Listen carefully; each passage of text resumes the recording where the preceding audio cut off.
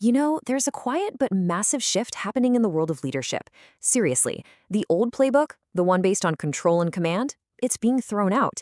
And in its place, something way more human and frankly, way more effective is emerging. So let's dive in and see what's really going on. Think of it like this, a tale of two leadership models. On one side, you've got the old guard, leadership built on fear, on control, on this need to be perfect all the time. And honestly, that model is cracking under the pressure of the modern world. But on the other side, there's a new model taking shape, one built on courage. It focuses on things like connection, transparency, and real authenticity. And that is where the real competitive edge is today. So, you might be asking, why is all this happening now? Well, the simple answer is we've hit a breaking point. The world is just too complex, too fast, too unpredictable. The old ways of leading aren't just failing anymore, they're actually holding us back. All this pressure is exposing a huge flaw in the system itself. And here's the thing that's so important to understand. The problem isn't the people. It's the architecture of the system they're in. These fear-based cultures, they were built for a predictable world, one that ran on hierarchy. But when things get complex, and let's face it, they always do, that rigid structure just shatters. It's like trying to run the latest AI on a computer from the 90s. It just breaks. Okay, so if the old way is broken, what's the new way? This brings us to the core idea we're exploring, brave curiosity. And I know what you might be thinking. Oh, great, another corporate buzzword. But stick with me here, because this is different. This is a real strategic capability. It's a soft skill that's so powerful, it's becoming the #1 differentiator for leaders who actually get results. So, what is brave curiosity really?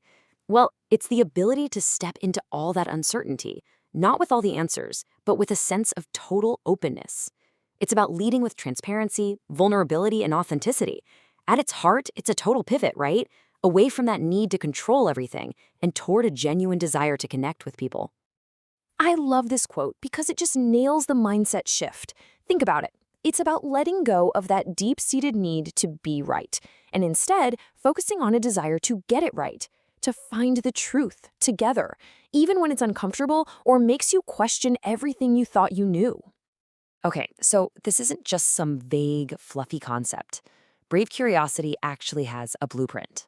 It's built on 3 core pillars that all have to work together: transparency, vulnerability, and authenticity. Think of them as the foundation for this whole new way of leading. So, pillar number 1, transparency. And I love this description for it. Courage in motion. This isn't about just showing off the perfect, polished, finished product. Nope. It's about being open during the messy middle. It's about sharing the process, the struggles, the journey. That's how you build trust in your integrity, not just in your image. All right, next up is vulnerability. And let's get one thing straight right away. This is not weakness. It's the exact opposite. It's the emotional strength to just be human, to show up as you really are. When a leader does that, it creates an environment where people feel safe enough to be real, and that's where all the creativity and empathy come from. And that brings us to our third and final pillar, authenticity. You can think of this as the glue that holds it all together. This is where it all clicks. It's when what you say and what you do are perfectly aligned with who you are. That kind of coherence, that's what builds the kind of deep trust that no job title can ever buy. Okay, so we've got the pillars. Cool. But what does that actually look like day to day? Well, it creates this huge shift in how a leader shows up. It's a move away from constantly performing the role of a leader and toward genuinely being present as a human being. And you can see the difference right here. Performance-driven leadership, that's all about wearing the mask, right? Keeping up the image of perfection. But presence-driven leadership, that's about dropping the act and just connecting human to human. That one shift can totally transform a workplace and unlock so much hidden potential. Now, I'm not going to lie to you, this is not an easy overnight fix. This takes real, intentional work. It means you have to consciously start tearing down those internal walls of ego and certainty that we all build up. It's about trading that addiction we have to being right for commitment to finding the truth together. And here's the payoff. This is where the magic really happens. When you lead from that place of authenticity, your formal authority, your title, it turns into something way more powerful. It turns into resonance. People start to follow you not because they have to, but because they genuinely connect with you and your purpose. Okay, so this all sounds good in theory, right? But how do you actually start doing it? How do you make it real? Let's shift gears now from the why to the how and turn this idea of brave curiosity into a habit you can practice every single day. Here are 5 small things, you can call them micro practices, that you can literally start doing tomorrow. So instead of asking, who's to blame for this? Try asking, what are we learning from this? Instead of hiding your thought process, be transparently human. Stand in vulnerability. Listen to actually understand, not just to argue. And take a few minutes to reflect. Small shifts, big impact. Want something super simple, super powerful you can do today? Try this, the pre-meeting pause ritual. It's exactly what it sounds like. Before you jump on that next Zoom call or walk into that conference room, just pause. Take one deep breath. It's not about clearing your mind, it's about setting your intention. And in that moment of quiet, you ask yourself one simple question. What version of me is showing up right now?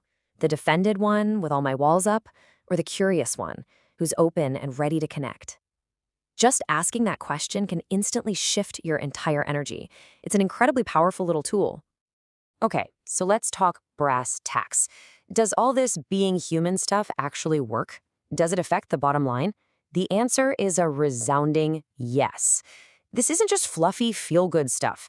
There is a real, tangible, measurable return on investment to being human. When you actually build a culture on this foundation of courage, you start to see some amazing things happen. Trust goes through the roof. Innovation happens faster because people aren't afraid to fail. Engagement skyrockets. Your team becomes way more resilient, and you start building a pipeline of future leaders who are actually authentic. And hey, don't just take my word for it. We've got the data to back this up. Research directly links humble leadership, which is a huge part of brave curiosity, to some incredible gains. Just look at these numbers.